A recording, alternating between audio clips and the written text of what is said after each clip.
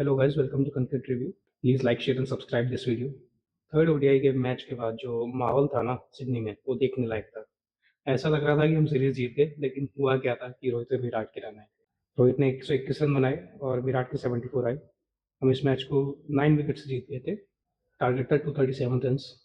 आज अगर इस मैच में रन नहीं आते तो ये जो इंडियन सिस्टम है ना, ये इनके पीछे हाथ धो के पड़ जाता कि इनको ये करना चाहिए, वो करना चाहिए, फलाना करना चाहिए, ढिकाना करना चाहिए।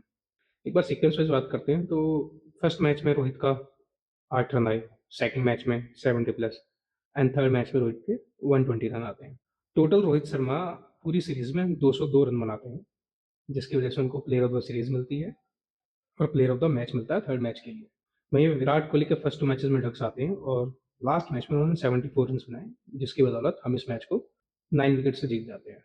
इसके बाद जब सुमन गिल प्रेस कॉन्फ्रेंस में आते हैं तो सुमन गिल ये कहते हैं कि हम लोग उन दोनों को फ्यूचर के लिए देख रहे हैं, वो साउथ अफ्रीका सीरीज और अपकमिंग सीरीज के हिस्सा रहेंगे। इनडायरेक्टली उन्होंने शब्दों में कहा। एंड जब वो फील्ड पे होते हैं तो मुझे एज अ लीडरशिप काफ़ी हेल्प मिलती है। जब मुझे कुछ कहीं डाउट होता था, मैं उनसे जाके कम्युनिकेट कर सकता हूँ या डिस्कस कर सकता हूँ। तो वो चीज़ है और वो दिखता भी है। आप ग्राउंड में आपने अगर मैचेस देखे होंगे तो आपको दिखेगा कि रोहित और विराट कोहली कितना इन्वॉल्व रहते थे। और आज तो विराट और रोहित की जो कैचिंग थी वो भी शानदार थी। विराट ने एक कैच पकड़ा था, एथलेटिक था वो, यानी क्या कह सकते हैं उसके।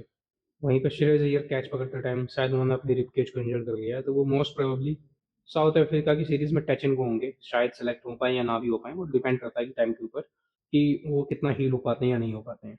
उम्मीद करेंगे हील हो, क्योंकि उनका लास्ट मैच में अच्छा परफॉर्मेंस आया था बैट के साथ। अब बात करते हैं मीडिया की। ये मीडिया जो इस सीरीज के स्टार्ट होने से पहले, या फिर आप कहें कि फर्स्ट मैच तक, जो फर्स्ट मैच हुआ था ऑस्ट्रेलिया और इंडिया के बीच में, उस तक इस मीडिया ने इतनी न्यूज़ फैलाई थी कि इनको बाहर हो जाएंगे, ये निकाल दिए जाएंगे, ये ऑस्ट्रेलिया लास्ट है, पता नहीं क्या क्या, इनको विजय हजारे खेलना पड़ेगा, डोमेस्टिक खेलना पड़ेगा, इंडिया ये खेलना पड़ेगा। चलो वो खेलना चाहिए, लेकिन उसका एक कम्युनिकेशन करने का तरीका होता है। ठीक, आप किसी को जबरदस्ती फांसी पे लटका के कुछ चीज़ नहीं करवा सकते। अगर वो अपने जिद पे आ गया ना, तो आप कुछ भी नहीं उखाड़ पाओगे किसी इंसान का। तो वो वाली बात है। आपको किसी से कोई काम करवाना है तो आपको प्यार से कम्युनिकेट करना पड़ता है। बट बीसीसीआई और इनडायरेक्टली अजीत अग्रकर और गौतम गंभीर ने क्या किया? रिपोर्ट्स को प्लांट किया। अगर ये आके कहें इन्होंने नहीं किया, तो फिर हम सब पागल हैं, पूरी दुनिया पागल है। यानी रिपोर्टर्स को ऐसे ही कोई भी अफवाह उड़ जाती है तो वो छाप देते हैं। इतना बड़ा तो कोई पागल नहीं होता, सबको ना अपने गिव एंड टेक्स प्यारे होते हैं। आज जो रिपोर्टर आपके पाले में खड़ा है ना, वो ये भी चाहेगा कि वो रोहित और विराट के पाले में रहे, क्योंकि आपसे ज़्यादा न्यूज़ वो दे सकते हैं उनको। उन्होंने एक इंटरव्यू दिया ना, तो उनका रिपोर्टर का करियर बन जाता है। तो आप इस वहम में मत रहो कि रोहित और विराट को नहीं पता होगा कि किसने क्या प्लांट किया है। तो ये सबको पता है कि ये गंभीर और अजीत ने प्लांट की चीज़ें। मैं नहीं कहता कि गलत है या अच्छा है, गलत किया उन्होंने, क्या सोच रहे थे।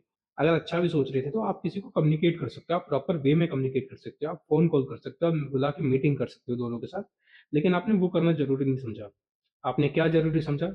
आप रिपोर्ट्स को प्लांट करो, प्रेशर बनाओ इनडायरेक्टली कि वो मजबूर हो जाएँ, जैसा आपने टेस्ट सीरीज़ से पहले किया था इंडिया-इंग्लैंड।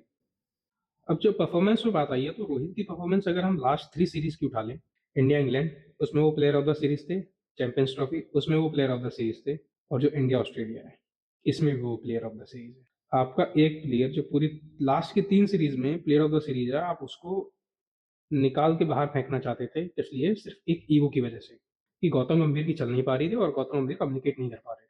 ये बात। दूसरी बात, गौतम गंभीर चीज़ों को कंट्रोल करने के चक्कर में शायद ना कहीं खराब कर लें टीम के साथ अपने रिलेशंस, कि उनको ना जैसा कुंबले के साथ हुआ था वैसा ना इनके साथ हो जाए। रीज़न ये है कि हर्षित राणा को जिस वे में जाके सपोर्ट किया जा रहा है गौतम गंभीर की तरफ से, इतना मैंने किसी रिसेंट टाइम में किसी प्लेयर को सपोर्ट करते हुए नहीं देखा गया इस इंडियन सिस्टम में।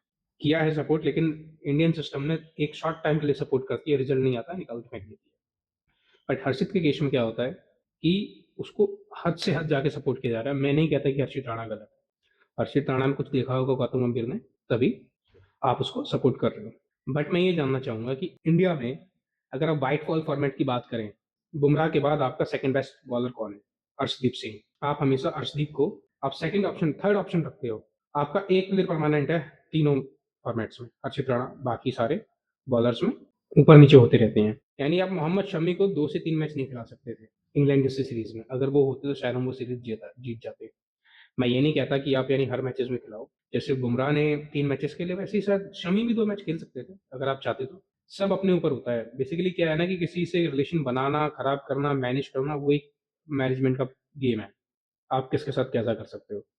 आप किसी को अगर गुड बाय कहना चाहते हो तो मेरा ये मानना है कि अच्छे नोट पे गुड बाय करो कि अगर आपको कल को ज़रूरत हो ना उस आदमी की तो आप उसको बैक लेके आ पाओ।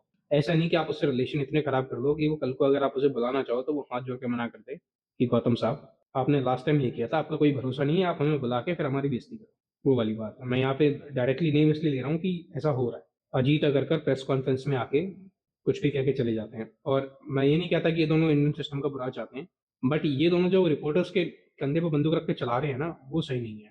और बाकी रोहित और विराट ने तो जवाब दे ही दिया अपनी बैटिंग से और फिटनेस से।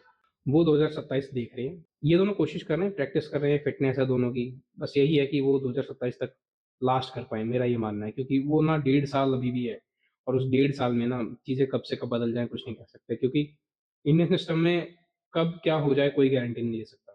यहाँ पे कोई भी वो कहते हैं ना परमानेंट नहीं है। ना कैप्टन, ना सिलेक्टर, ना कोच, ना प्लेयर। यहाँ रातों-रात चीज़ें बदल जाती हैं और हमें बस एक न्यूज़ या पोस्ट मिलेगा कि इस खिलाड़ी ने रिटायरमेंट ले ली है। मेरा यही मानना है अभी भी कि विराट, रोहित जिस मैच में खेलें, आप उसको सेलिब्रेट कीजिए, आप उनको सपोर्ट कीजिए, जितना ज़्यादा हो सकता है। क्योंकि इंडियन सिस्टम में ना आपको नहीं पता चलेगा कि आपका फ़ेवरेट प्लेयर कब लास्ट मैच खेल गया। जय हिंद, जय भारत।